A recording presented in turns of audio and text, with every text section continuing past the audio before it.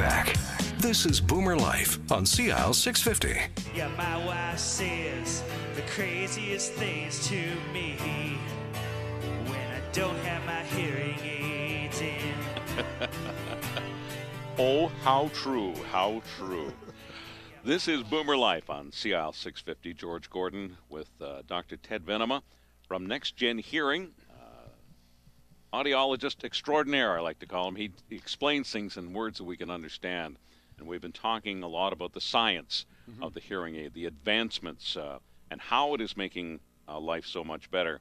Let's talk a little bit about the process. You know, it's one thing to finally get somebody. I mean, if it's your child, you don't think twice. You get them in to deal with a hearing problem. If it's an older person, they may drag their heels. But it's always when they come to the door of NexGen. Yeah. What's that experience? Tell me about that. Well, first of all, I think it takes a big, what do you call it? It's a big hurdle to get over to admit that you got a problem and you want to get some help with it. I mean, that in itself is the first step. We always do a case history. We talk. What brings you here? What's your complaints? Where are you having trouble hearing? We take a whole case history to find out if the person has any medical problems that should be looked at first, this type of thing. And that's followed then by the hearing test.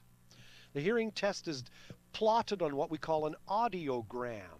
The audiogram is just a square piece of paper with a big box on it, drawn, and it's got pitches listed across the top from left to right.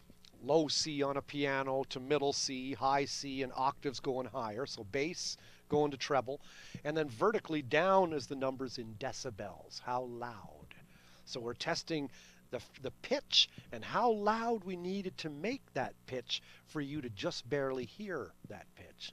And we test you under headphones, right ear separately from left ear. And in that way we end up with a graphic representation of your hearing sensitivity across the pitch range.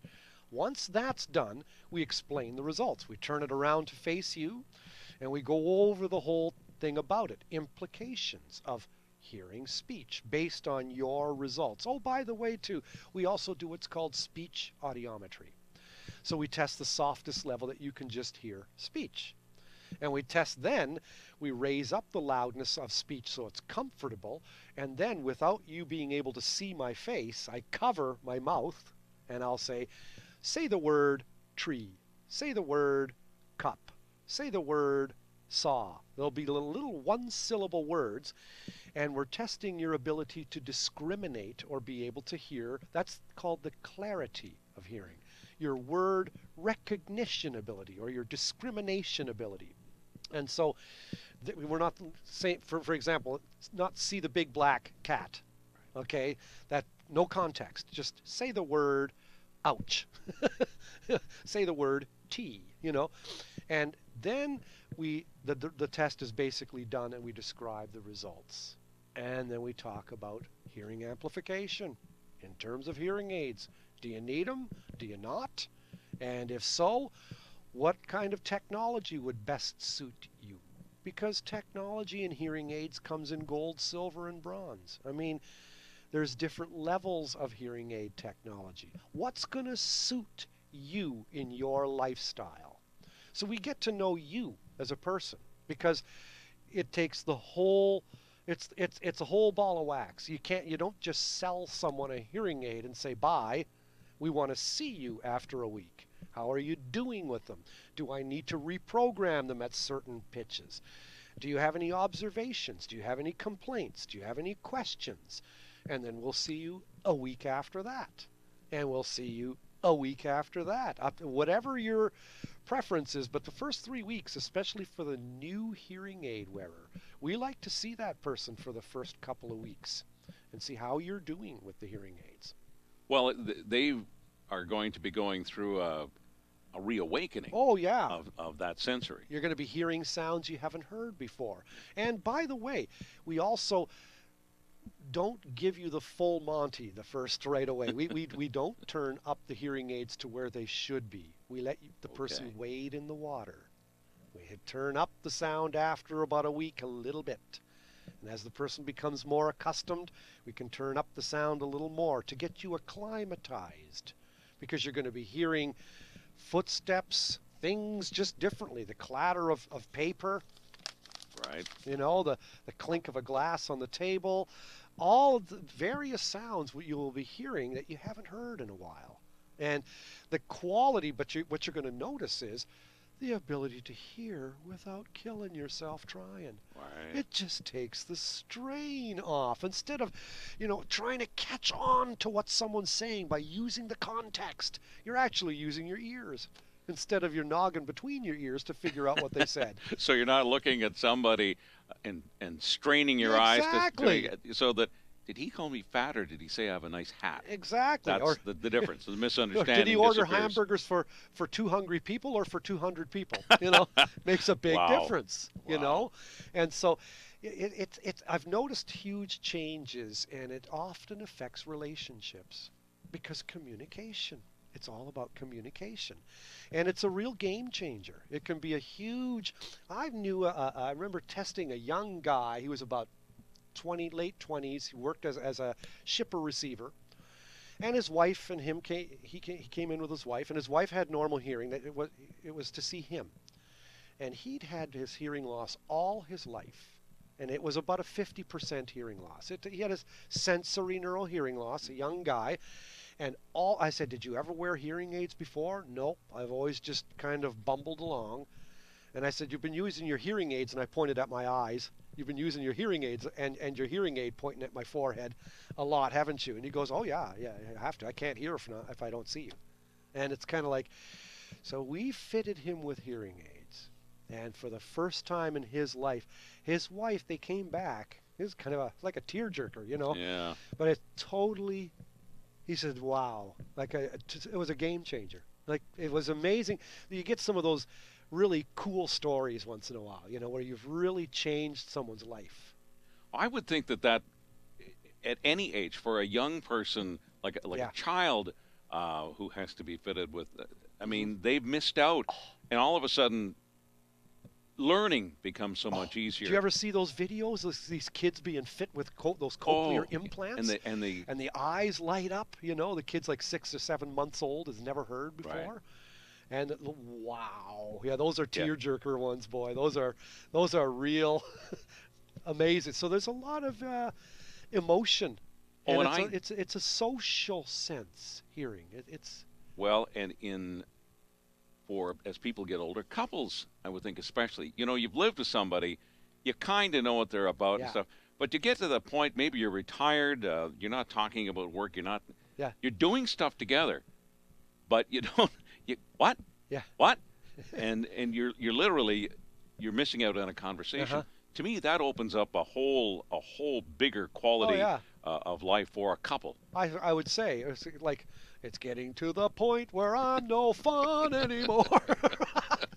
I'll sing that for a boomers, but it's a game changer, and it really can be for relationships, husband, wife, significant other. It's usually the client is dragged in by other people. It's a very common state of affairs. It's because the person just doesn't want to, cross that barrier because you're admitting, I have the hearing loss, my wife does not. And it's all this sign of age, and it bums you out, but you know what? You've got zippo to lose by trying, because the benefit far outweighs any disadvantages. There's a 3-week completely free trial period where you walk out with a pair of our hearing aids without plunking down a nickel. We don't have pennies anymore. Right. And only at the end of 3 weeks do you decide if you want to keep the hearing aids. But you know what? At that time you pay, but you've got another additional 69 days. So 21 days and 69, I think last time I looked, adds up to 90. That's 90 days. So you're talking 3 months where you can actually return hearing aids for a complete and full refund. And I'm not even in the sales. I don't run a shop. I'm not running a retail outlet. But this is what NexGenHearing just does. And their whole experience when you come through that front door, that I know that NexGen's boss, who we've interviewed on the store on this show many times, Mark Hambly, has a real firm belief is that the customer is important, and they're feeling vulnerable. But when you come through that door, Yeah. you're not treated like a little pat on the on the back of the hand or on the head. It's like these are professionals who care about you, and they want to fix your problem. They're all registered by the college in BC, registered as hearing instrument practitioners or as audiologists. So none of these people are flying by the seat of their pants. You have to be trained, you have to have a formal degree, and you have to be able to do what you're doing this way. And I do like that we talked a little bit about it in the start of the segment about the coaching, if you will, as when you get these things and you don't turn the volume up right away. You sort of get acclimatized to it. I'm sure that's quite a shock for people to all of a sudden, boy, all this new noise that's coming into my head. That's why you don't want to do that. You want. That's why we like to see you for the first couple of weeks, to get you to answer questions you have, to address complaints you might have, to do something about it, to change the sound of the hearing aids or whichever has it. This is all done we walk the walk with you. That's the idea.